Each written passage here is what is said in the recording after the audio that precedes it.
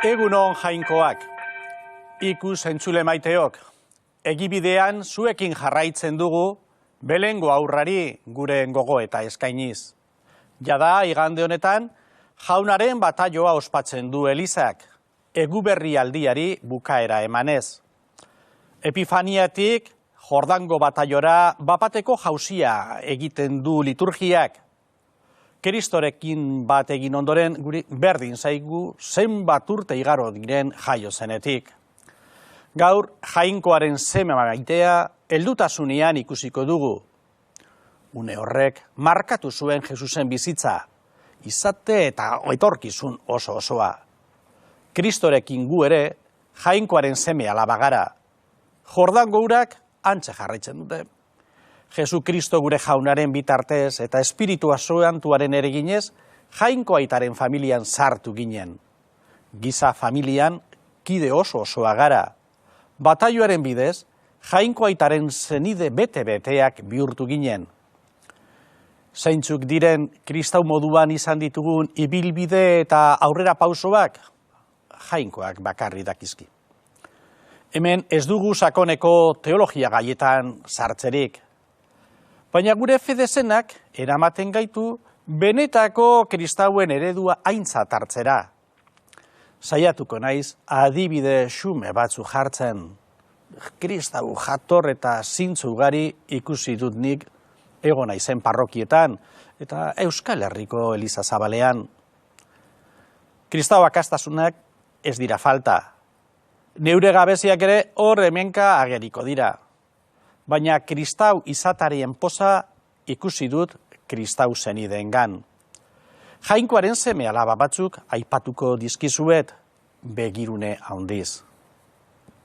Lehenengo, sasoi beteko ama gaixo aldian.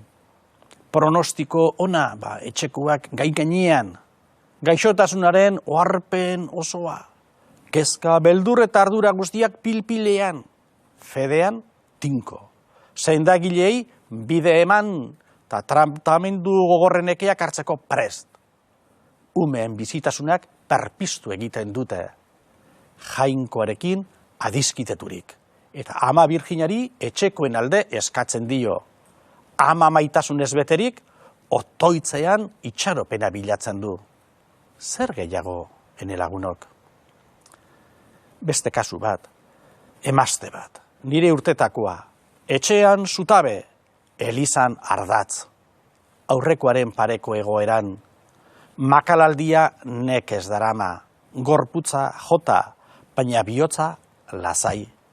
Bataki jaunaren eskuetan dagoela, bizi nahi du. Etxeko, auzoko eta Elizako eginkizunak ondo baino hobeto bete ditu beti. Zalantza bakarra, ama Birjina aspertuko ote duen horren beste erreguz. Hirugarrena, Pere Kasaldaliga, Gotzain Klaretiarra, hilabete gutxi hildela. Evangelioaren poza leialtasun osoz bizi izan zuen. Bere ardurapean hartutako Amazoniako indigenak eta pobreak azkeneraino zaindu zituen bihotz eta indar guztiz.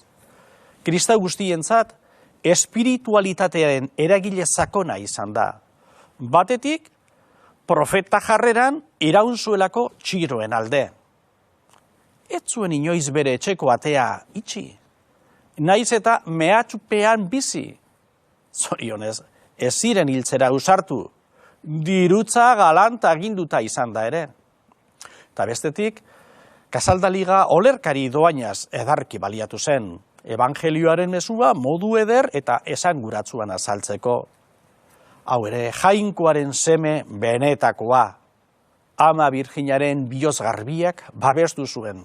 Bestela, laugarren, Jabi Jaio, erlijioso pasiotarra, jurretan sortua, eta Euban eta inguru zabalean abade lanetan ibilia. Jainkoaren altzora joan berri zaigu, jarrera apal eta atseginez, kristau elkarten bultzagile eta adore emaile hau.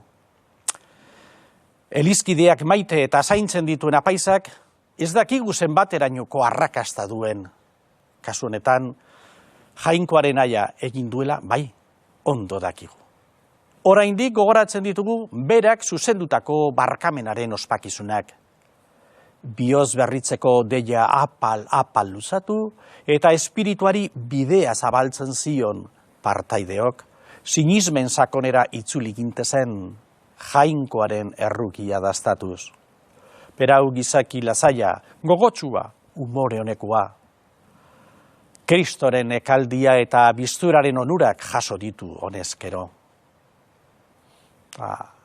Amaitzeko Angel Mari Unzueta, abade Durangarra, Bizkaiko eta Euskal Herriko elizan ardura bereziak izan dituena. Eliza eta herria maite zituen, maitasun bereiztu ezinez. Teologoa izaki, kontzilioko xehetasunak gutxik bezala ezagutzen zituen. Kontzilioak nahi zuen eliza, horixe izan du bere helburua. Ikasia zuen, eztabaida sakonetan, kontzilioko teologo handiek ahalik eta lanik aberatzena eskaintzen zutela.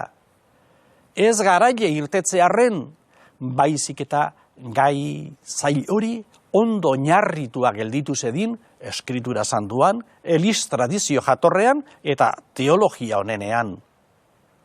Bere maizutzan, Angel Marik antzera jokatu zuen. Ez zuen inoren deskalifikazioa bilatzen.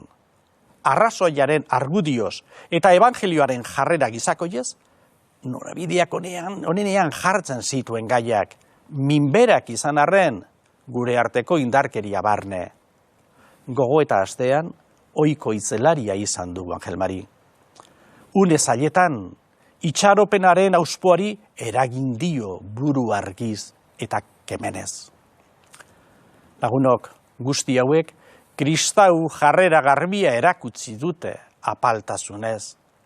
Evangelioa izan da bere bizitza, elizari eta herriari bizi eman diote, jainkoaren seme alaba egiazkoak. Urrengo txandar arte, ondo izan, agur.